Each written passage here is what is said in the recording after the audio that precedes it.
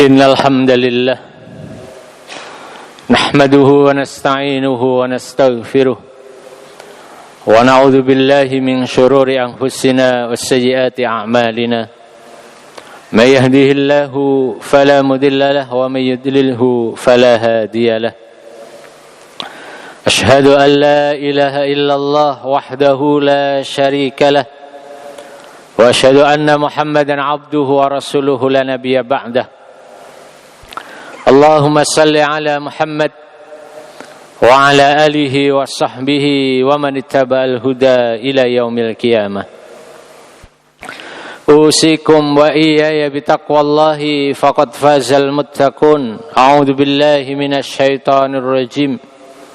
Ya ayyuhalladzina amanu taqullaha haqqa tuqatih wa la tamutunna illa wa antum muslimun.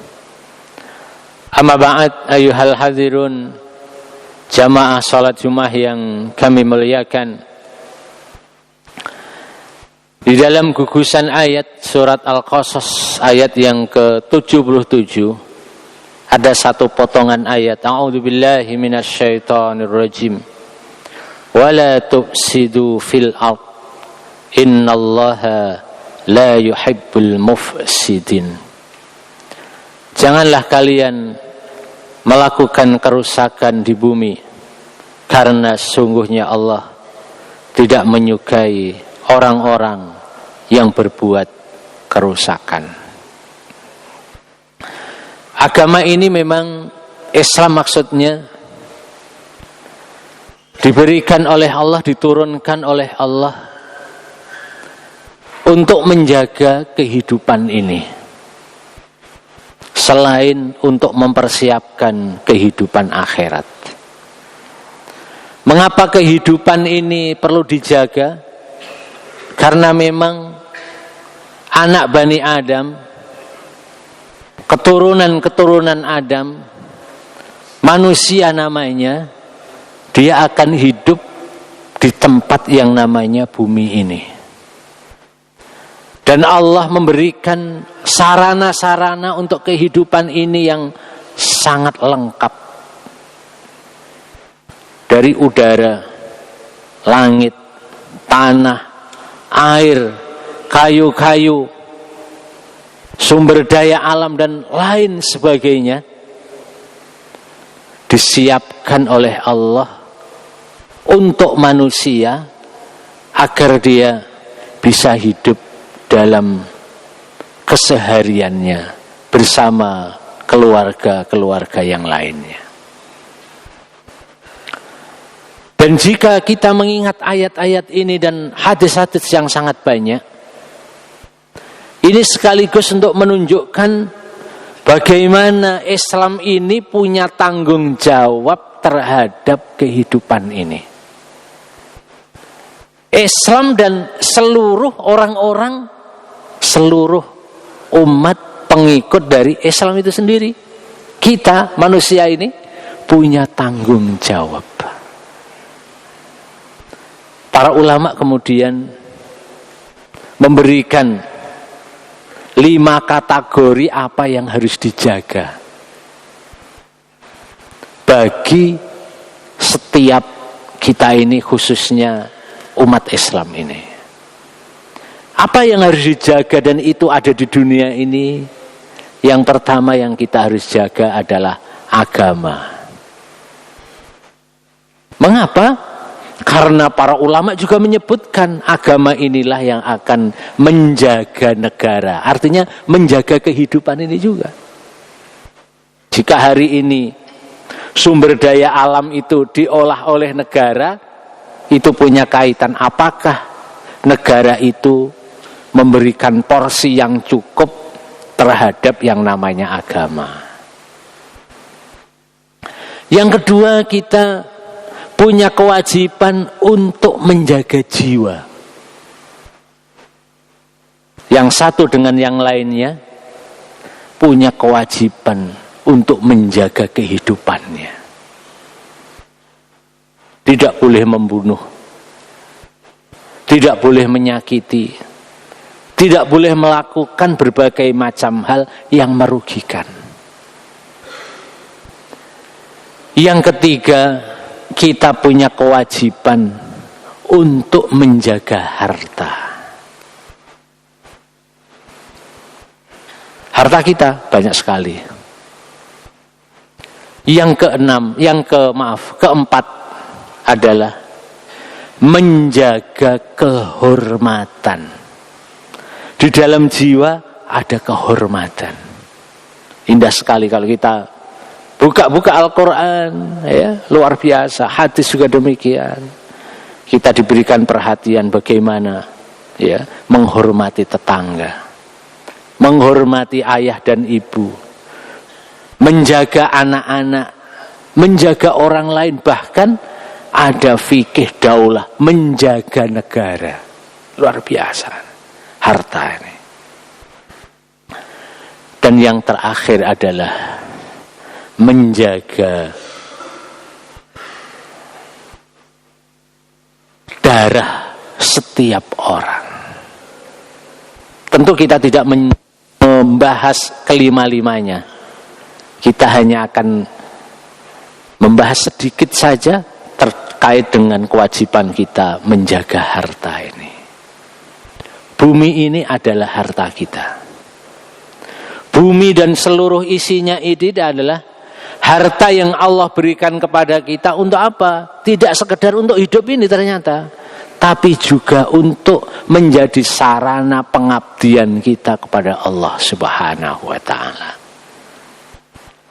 Mengapa kemudian taruhlah contoh air kok harus dijaga? Jika kita membaca buku-buku fikih selalu ada tentang larangan kencing di sembarang tempat. Larangan mengotori air. Larangan mengganggu kehidupan hewan-hewan dan lain sebagainya. Karena apa? Taruhlah air adalah selain sumber kehidupan kita, air juga adalah sarana seseorang untuk bersuci. Kita wudu menggunakan air. Kita berjinabat menggunakan air. Kita minum menggunakan air. Bahkan kita menjaga kehidupan ini, pohon-pohon dan lain sebagainya juga menggunakan air. Jika hari ini orang membicarakan tentang hari bumi, Islam sudah punya kepedulian 1500 tahun lebih yang lalu untuk menjaga bumi ini. Wala tufsidu fil ard, janganlah kalian membuat kerusakan di bumi ini. Orang bicara tentang ya, menjaga bumi ini hijau. Islam sudah membincangkan aspek hijaunya bumi ini sejak 1500 tahun yang lalu. Kata baginda Nabi, wahai orang-orang yang beriman, jika di tangan kalian masih ada pohon, sementara kalian tahu besok mau kiamat, tanam pohon itu hari ini. Allahu Akbar. Jadi Islam ini, jika kemudian kita pernah mendengar, pernah membaca, pernah memahami bahwa Islam ini adalah kehidupan ini sendiri, memang itulah Islam.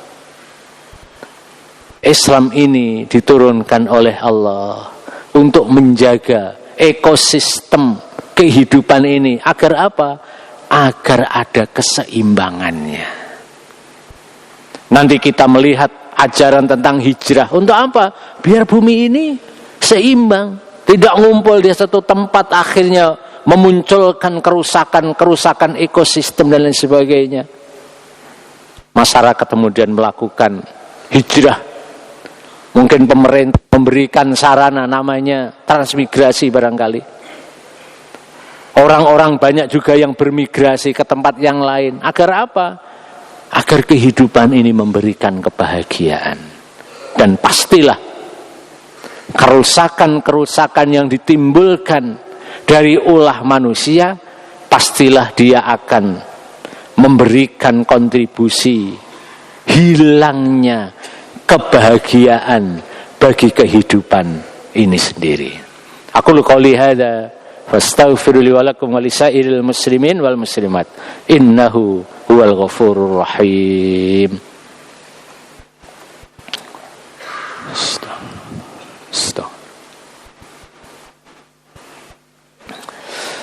Alhamdulillahi rabbil alamin. Wassalatu wassalamu ala asyrafil anbiya'i wal mursalin wa ala alihi wa sahbihi wa man ittaba'ahum bi ihsanin ila yaumiddin. Ittaqillaha haitsu ma kunta wa adbi sayyi'atal hasanata tamhuha wa khaliqin nasa bi khuluqin hasanin. Jamaah yang dimuliakan Allah Subhanahu wa ta'ala, kita umat muslim ini punya tanggung jawab, diminta dan tidak diminta. Mengapa? Karena kita orang Islam ini diamanai oleh Allah sebagai bagian dari kehidupan ini untuk menjaga ekosistem ini. Jika air tersedia, taruhlah demikian, maka kemudahan orang untuk beribadah dengan air, dengan berwudu, melaksanakan mandi, akan terlaksana dengan baik. Jika bumi-bumi, tanah-tanah terjaga dengan baik, maka pohon-pohon akan tumbuh. Tanaman-tanaman akan tumbuh. Dan jika tanaman-tanaman misalnya padi, palawija masih bisa tumbuh, maka ada syariat yang namanya zakat tanaman akan tetap bisa terlaksana. Luar biasa. Jika kemudian hewan-hewan masih bisa memakan makanan-makanan, rumput-rumput yang sehat, keperluan kita terhadap hewan korban akan tetap tersedia. Dan dengan demikian, kita sebagai seorang muslim untuk melaksanakan korban akan mudah jadinya. Kita bisa bayangkan, kalau airnya rusak, rumputnya tidak tumbuh, makanan-makanan hewan korban tidak ada, maka kesempatan kita untuk melaksanakan syariat Allah, yaitu korban, tidak bisa dilaksanakan. Atau kalaulah bisa dilaksanakan, maka hewan-hewan ini harganya akan naik melambung tinggi. Sebagian kepulauan di Indonesia mengalami yang demikian. Ada pulau-pulau yang hewan tidak bisa hidup. Terpaksa hewan-hewan korban didatangkan dari Pulau Jawa, dari pulau-pulau yang memungkinkan hewan itu hidup, sehingga menyebabkan harga hewan itu menjadi mahal. Ketika mahal, kita bisa bayangkan keluarga-keluarga muslim yang telah paham dan ingin melaksanakan syariat korban, akhirnya tidak mampu melaksanakannya. Satu contoh kasus kecil, bagaimana Allah Subhanahu wa ta'ala, bagaimana Islam memperhatikan kehidupan ini, sehingga kemudian kita diminta untuk ikut serta menjaga kehidupan ini tidak rusak. Innallaha wa malaikatahu yusholluna 'alan nabi. Ya ayyuhalladzina amanu shallu 'alaihi wa sallimu taslima. Allahumma shalli 'ala Muhammad wa 'ala alihi wa sahbihi ajma'in. Walhamdulillahi rabbil alamin. Hamdan yafi ni'amahu wa yukafi mazidah. Ya Rabbana lakal hamdu kama yanbaghi li jalali wajhika wa 'azimi sultanik. Allahumma arinal haqqa haqqan warzuqna ittiba'ah wa arinal batila batila warzuqna ijtinabah. Allahumma ighfir lana wa liwalidayna warhamhuma kama rabbawna shighara.